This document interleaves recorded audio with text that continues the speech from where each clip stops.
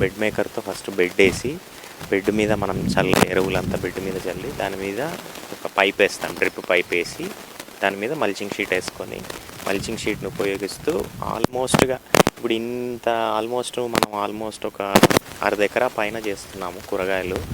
దీంట్లో మహా అంటే ఒక 4 సార్లు ఒక 2 కూలి మనుషుల కంటే ఎక్కువ అవసరం కూడా ఉండదండి. సో ఆ రకంగా మనం కలుపు సమస్యను తగ్గించుకోవచ్చు. అందుకనే మల్చింగ్ షీట్ అడాప్ట్ చేసుకున్నాము. ఈ రకంగా మనం అన్ని రకాల కూరగాయలు, ఆకుకూరలు కూడా మల్చింగ్ షీట్ ద్వారా ఉపయోగించే పండిస్తున్నాం. ఇక్కడ కూరగాయలకు, ఆకుకూరలకు మల్చింగ్ షీట్ ఎలా అయితే అడాప్ట్ చేసుకున్నామో, పండ్ల తోటలకు వచ్చేసరికి ఇట్లా బుడ్డల పొట్టు వాడుతున్నామండి. ఈ బుడ్డల పొట్టు చూస్తే ఇది మల్చింగ్గా ఉపయోగపడుతుంది అన్నమాట. ఇది ఎప్పుడైతే మల్చింగ్ ఉంటుందో అప్పుడు చెట్టు కాపాడబడుతుంది జాగ్రత్తగా.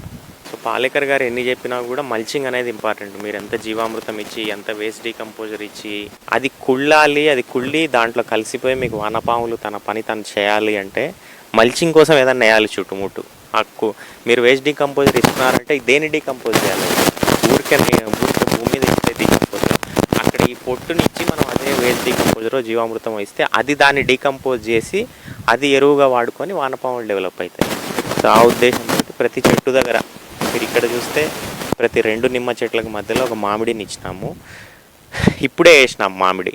ఇప్పుడు ఈ నిమ్మ అనుకోండి, నెక్స్ట్ ఒక 7-8 ఏళ్ల పాటు మాకు పంట వచ్చినా కూడా ఆ 7-8 ఏళ్లలో మనకు మామిడి పెద్దగా అవుతుంది కాబట్టి మామిడి నుంచి మళ్ళీ మనం ఈల్డ్ని ఎక్స్పెక్ట్ చేయొచ్చు. అట్లా ఒకటి అయిపోతుంటే ఇంకోటి కంటిన్యూస్గా రైతుకు ఆదాయం ఉండాలన్న ఉద్దేశంతో ఇట్లా అడాప్ట్ చేసుకున్నాం. మల్టీలేయర్ ఫార్మింగ్లో భాగంగా ఆకాశ్ చౌరయాషాజీ మోడల్ను అడాప్ట్ చేసుకున్నాము. అయితే ఇక్కడ వచ్చేసి ఏం చేసినామంటే బ్యాంబూ స్టిక్స్ తోటి ఒక పందిర్లాగా వేసినాము. అంటే అతి తక్కువ ఖర్చుతో అయిపోయేటట్టు, పర్మనెంట్ పండాల్సి కాకుండా ప్రతి 5 ఫీట్లకు ప్రతి 5 అడుగులకు ఒక బొంగు వచ్చి దీన్ని ఒక పందిర్లాగా తయారు చేసినాం. అయితే దీంట్లో భాగంగా ఏం చేసినామంటే మల్టీలేయర్ ఫార్మింగ్, అంటే భూమి లోపల వచ్చేసి పసుపు పెట్టినాము. భూమిలో నుంచి పసుపు రావడానికి ఒక 45 నుంచి 60 రోజులు పడుతుంది కాబట్టి అంతలోపల ఆ పైన వచ్చేసి ఆకుకూరలు వేసినాం. సో ఆకుకూరలు అంతలోపల ఒకసారి 2 సార్లు ఎన్నిసార్లు వీలైతే అన్నిసార్లు తీసేసినాం. దాని తర్వాత అదే దాంట్లోనే భాగంగా సేమ్ టైం ఏం చేసినామంటే ప్రతి బొంగుకు అటు ఇటుగా ఒక తీగజాతి విత్తనం నాటినాం. బీర కానీ, కాకర కానీ, సొర్ర కానీ, కీరదోస కానీ ఇలాంటివి. సో ఇట్లా ఏమైంది అంటే ఒక 45-50 రోజులు అయ్యేసరికి మనకు బీర అనేది ప్రతి 45 రోజులు 50 రోజుల నుంచి స్టార్ట్ అవుతుంది. సో బీర పైకి పాకింది.